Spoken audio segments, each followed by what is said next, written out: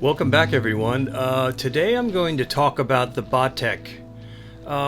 What the Temiar are going through today, the Batek went through 30 to 40 years ago, meaning tremendous deforestation and land conversion, with one very important caveat.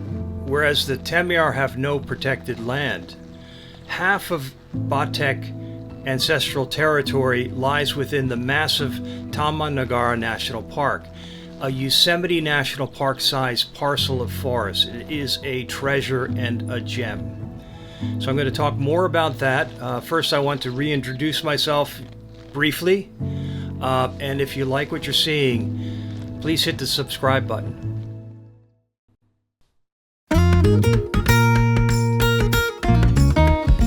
So once again, my name is James Whitlow Delano. I've worked with many of the best publications in the world. I've published several award-winning photo books, exhibited my photographs on 6 continents, and I love to pass my knowledge on to others. In 2016, I founded Everyday Climate Change on Instagram. This story, The Malayan Tiger is at a Tipping Point, was pitched to by me and published in Inside Climate News.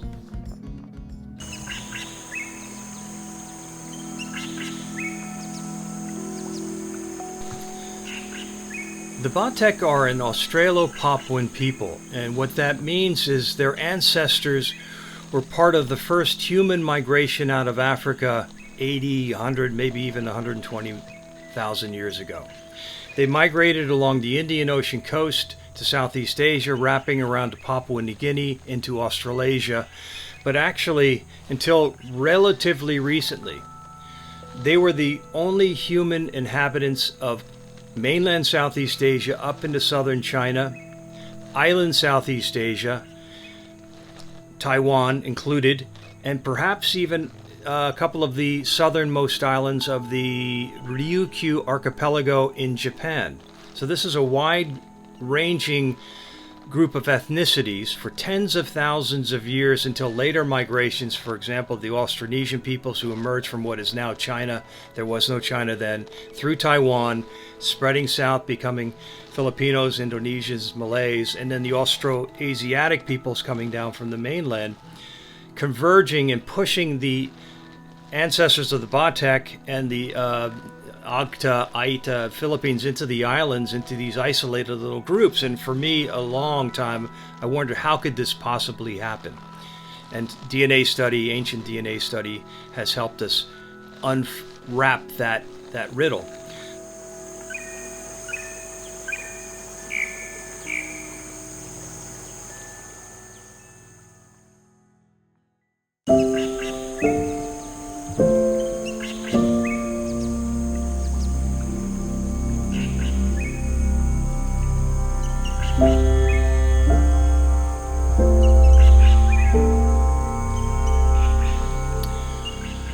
When I first met the Batek in 2010, they were living in a settlement by a road on the way to the national park. It was hot, dusty, government settlement. They didn't like it. But there was a second settlement inside of the buffer forest that was cooler by a river, and most of the Batek spent a lot of their time there. And what had happened to create this situation was an organization, a government organization from Malaysia called FELDA, Federal Land Development Authority, had clear-cut almost 30 kilometers of Batek territory, and starting in the 70s, working their way up river valleys. I learned this from Dr. Kirk Endicott, Professor Emeritus of Dartmouth University. There was a road built between Gua Musang in the middle of the peninsula to a place called Kota Baru in the northernmost coastal town. That gave access to Batek territory for the first time, and Felda moved in.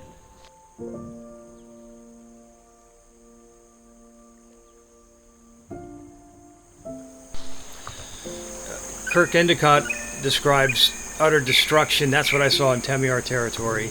But by the time I met the Batek of Kuala Koh in 2010, That was finished. It was all of that land I'm describing was already oil palm. Now Felda is a publicly traded company. But there was a buffer forest there. When I came back in 2011, logging company was surveying that buffer forest for logging, and they told the Batek that they were going to selectively log that forest. And we walked past the logging camps. We saw surveying stakes and so on.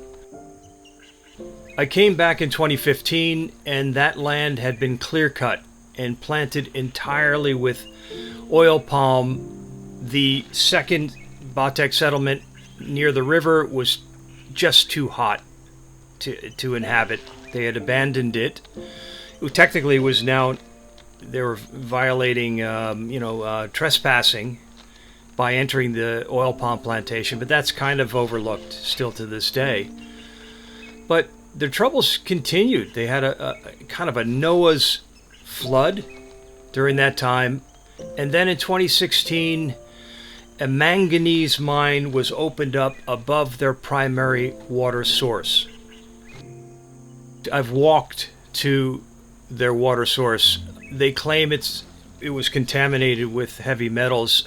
What happened, though, was in 2019, just before the pandemic, they had a pandemic-like outbreak of a mysterious disease. The government says it was measles. The Batek are skeptical and think it was either triggered or exacerbated by contamination in the water.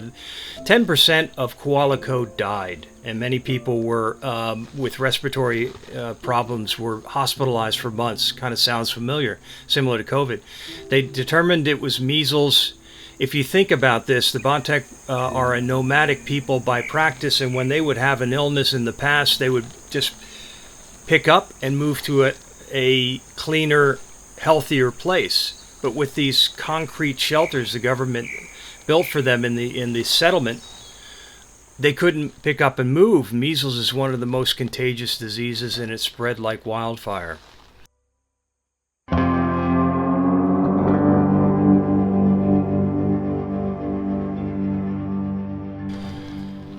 Kuala Koh's neighbor is Aring 5, or in Malay, Aring 5. It too used to have a buffer forest, but no more. The oil palm plantations go right up to the park boundary.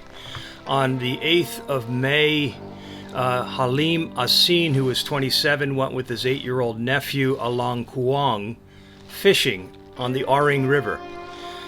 At 11:30 in the morning, a tiger pounced upon Halim from behind. His nephew along escaped by jumping into the river, but they all fled the area, fearing that the worst had happened to Halim, and he had, in fact, been killed by a tiger. I spoke with Halim's father, Asin Parang, who is now 69, and he told me that he found out about Halim's fate when one of his grandchildren ran up to him and said, "My uncle's been eaten by a tiger." So they set up a search party, and he said it was very quiet. And he said as darkness set in, it became too risky to stay in the forest. It wasn't until 4 days later until the authorities found Halim's body curled up inside a tree trunk on the side of the river.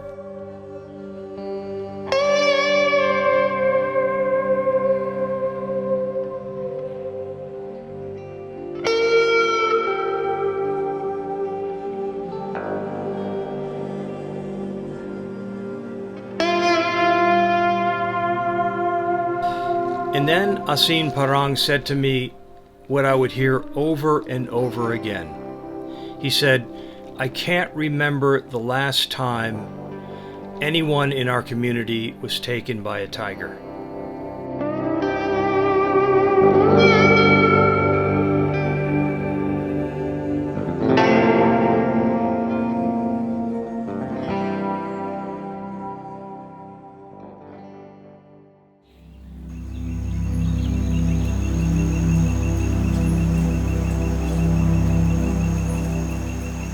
So how do you report this? This is interesting because, as I mentioned, I've been familiar with and worked with the Batek for decades now. But that was Kuala Koh, and this is a different community. Aring 5 is about 10 kilometers away, and I had not yet had contact with them. The worst thing you can do as a photojournalist is to assume you know a place before you go there. I could easily have assumed that because the Batek of Kuala Koh are open and warm and friendly, that the Batek of Aring 5 would be warm and open and friendly. But actually, when I arrived with my translator, they were definitely suspicious of why we were there. And you have to think about it. Now, it's been Malaysian majority, I should probably say, who have been taking land from them for decades, but still, it's not that far away from the colonial time. So why is this white guy turning up? It's kind of their attitude. And it took a while to gain trust by showing that we were informed about current events, that we were familiar with Batek culture and history, and we went in first and just met people. And I have to say, there was kind of a cool wall around us. People were reticent to talk, and this is completely different than the boisterous, open, jovial attitude you encounter in Kuala Koh. So you can never assume you know what you're going to encounter, even if you are somewhat familiar with the culture. Every community is different. So what we did is we talked to people, got to know them a bit, sat through a thunder shower together, and promised to come back the next day.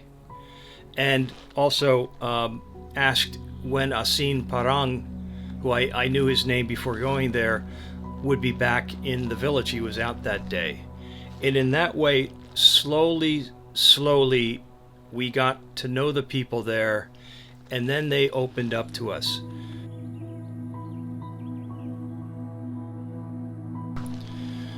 The last thing I'm going to say about the Batek is to talk about the importance of committing to a community. At this point, I have known families there, watched children grow up, and gotten to know the history because they've opened up their community to me. If we're going to tell these important stories about how our world is changing for the better or worse, it really helps to show that commitment and respect to a community and return again and again and again.